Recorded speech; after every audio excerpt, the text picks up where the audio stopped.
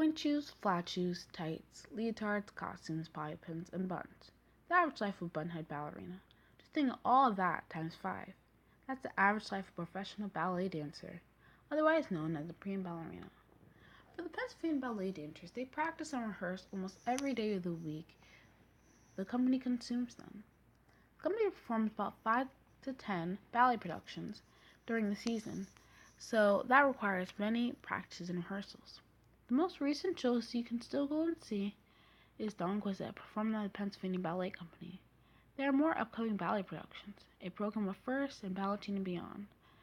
The Pennsylvania Ballet Company has a new artistic director, Angel Corello. He started his first season in August 2014, still using the standard Balletine. But this year, he's able to choose a new dance form to use in the season. Corello decided on creating a more contemporary style for the Pennsylvania Ballet. This affected the company, causing dancers to leave or they did not get their contracts renewed in order to dance because they didn't like the new style. Some have quit and some have even retired because they already knew their contracts were not going to be renewed by Corello. Let's start with the history. First off, the company was founded in 1963 by Barbara Weisenberg, one of George Balanchine's prodigies. This company's first professional performance was 1968 at City Center in New York. The performance was so successful that they performed their first Nutcracker with the second act by George Balanchine. Dance in America, a PBS series in 1977, was created for them, which led to touring, including the Kennedy Center debut in 1979. The first artistic director was the co-founder of Nederland Dance Theater, Benjamin Harkavy, in 1982. Harkavy introduced European contemporary choreography, causing the company to have more dance abilities, and it also showed the company a new style to use when dancing. Harkavy's choreography pushed boundaries and modernized standards. After a year of Harkavy's choreography, the Pennsylvania Ballet decided on going back to the Balanchine standards and getting a new artistic director, Robert Wise, a former New York City Ballet principal dancer. Robert Wise directed and choreographed for 8 years. During those 8 years, he kept the Balanchine standards, incorporating them with their many dance abilities. It was Nutcracker season again, and George Balanchine's first act was included in the Nutcracker in 1987. During 1987 from 1989, the Pennsylvania Ballet wanted to combine the Milwaukee Ballet with them in order to create one big ballet company. This company, with only 43 dancers, had many amazing dance abilities and skills, making the first company in the country to offer all-year employment for their dancers. During Wise's time, Pennsylvania Ballet had major financial problems because of Robert Wise.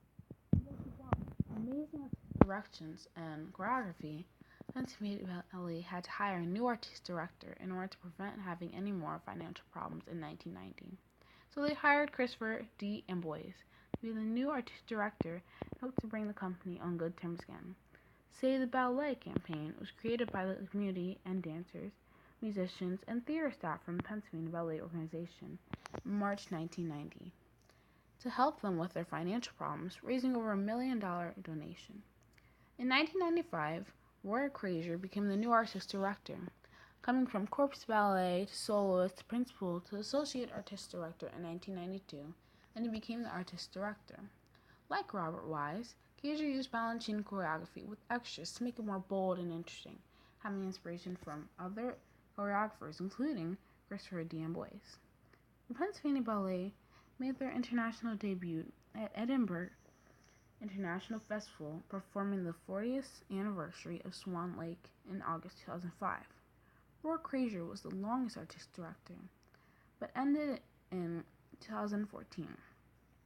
Yet still working as the artistic director emeritus. That summer, Angel Corello was announced artistic director and has created more energetic pieces using bits of Balanchine and many other inspirations and ideas to make the Pennsylvania Ballet performances more amazing than before. From what I know about the Pennsylvania Ballet, when they dance, it is for them and the audience. This can be seen by how they dance, how they express themselves while they dance, and their interactions with the audience. When I was a young girl, I went to see the Nutcracker at 4. And as the production started, I was immediately overfilled with amazement and wonder. Pennsylvania Ballet performing the Nutcracker inspired me to dance. They were my inspiration. The dancers' dedication, love, and time was given to the company. They want to bring a big ballet company that presents the finest and artistic and performances to be widest possible audience, while using classical and contemporary ballet. They want to provide instructions to aspiring professional dancers and make dreams come true. Many websites have been paying attention to the newest artistic director, Corella, because of all the new changes he has brought to the company, making the choreography more contemporary with more energy, which a lot of the dancers don't prefer. Some prefer the balancing standards, some actually like his new style. The New York Times website believes that he brings more energy to the dances and performances, even though the dancers may not like it. Many other websites agree with the New York Times website, like Point Magazine, Dance Magazine, Vanity Fair, and many more. When watching The Nutcracker, I realized that I wanted to later become a professional ballet dancer up on that stage and express myself as well as all the other dancers. Pennsylvania Ballet Company gave me hope to become a prima ballerina, and only by dancing. Their dance expressed that they can do anything and if they put their mind to it. That is exactly why I chose to research the Pennsylvania Ballet Company. They're an inspiration to our city. Point shoes, flat shoes, tights, leotards, costumes, bobby pins, and buns. The average life of a bun-head ballerina. Just think of all of that times 5. That's the average life of a professional ballet dancer, otherwise known as a prima ballerina. For the Pennsylvania ballet dancers, they practice and rehearse almost every day of the week the company consumes them.